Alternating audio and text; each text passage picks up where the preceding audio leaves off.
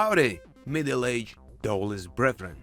Today we're gonna talk about 303 programming and also about logic. Big word. Actually, 303 devices, all kind of them, is pretty easy to program. Actually, too easy. But you have to know a cheat code first, just like in video games. Remember Metal Gear video game that can be beat only if you know a certain in-game phone number that can only be found in a booklet inside the game's box? Or a special dog in Resident Evil game. You know, the only dog in the game that reacts to dog whistle, while any other dogs do not. Same here with 303 programming. It's basically impossible to guess how to program it. But when you know the cheat code necessary to start the operation, it looks so easy. Let's dive into it really fast. It's recommended by some to specify number of steps, but who need 8 instead of 16? We'll skip that, since by default it is 16. Oh, and another thing. Remember I just said really fast? I meant it. Turn your timers on. It's going to take less than a minute. Turn the knob to right pattern. Duh. Then press speech mode and enter all the notes you want and or like. All 16 of them. Step 2. Press time mode. Enter the length of the same 16 notes you just entered. It's usually the 8th note with a rare exception. Step 3. Done. You can now hear your music.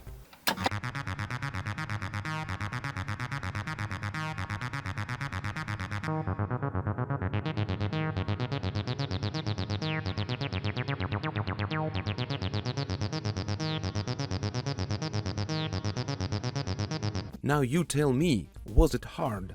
No way. The hard part was to know what to press. We're not going to spend time to explain this song mode, since nobody using it anymore, and it's so much more satisfying to manually switch the presets. After all, let's be honest, we are not playing the instrument. In fact, any instrument right now, we just press play. So it's good to act like we at least a little bit busy. And actually song mode is easier to understand at first, but in the end the logic will send you to the rage quit city. The thing is that no matter what you do, you cannot save your so-called song. Why? Because you don't know the cheat code. Remember the button that you used to erase a sequence? Yep, the one called clear. Here's the funny part. This erase function button will, you guessed it, it will save your work. No wonder people ditched OG 303 like an ugly date on a prom night.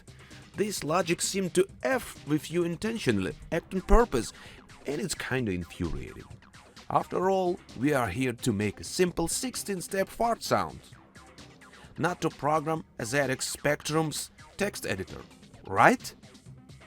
The thing is, this exact logic was the only logic that we inherited from old and obsolete computers and even earliest music computers. If you know how the first Roland music machine works, you will understand. Let's look at Roland MC8 from 1977. Not this one. There are some videos about it on the internet. It was almost the same back then. Enter pitches, then enter timings. The only difference was that at least those obsolete machines had screens, but with great power comes great responsibility. Oh wait. I mean, if you had a screen on your device back then, it meant only one thing. You will type letters and numbers in. 303 was actually a simplified version of those computers, and the ones who already worked with them before knew every shenanigans of the machine's logic. And therefore, programming free was a breeze for those people. The thing is, old computers can only be found in museums now. They are gone. Free, on the other hand, is not.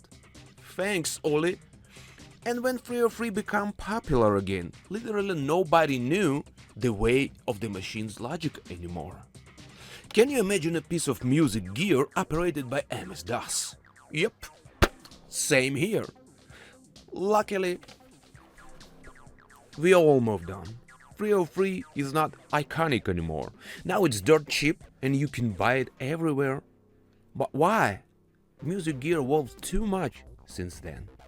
And unless you are acid house enthusiast, just move along. Nothing to see here. And rightfully so. Now go back to your free and don't forget your cheat codes. Me personally, I could care less about these remnants of olden times, but if you cannot live without it, carry on my wayward son. You probably code in Python and already have Polyend tracker. Right? Right? See you next time.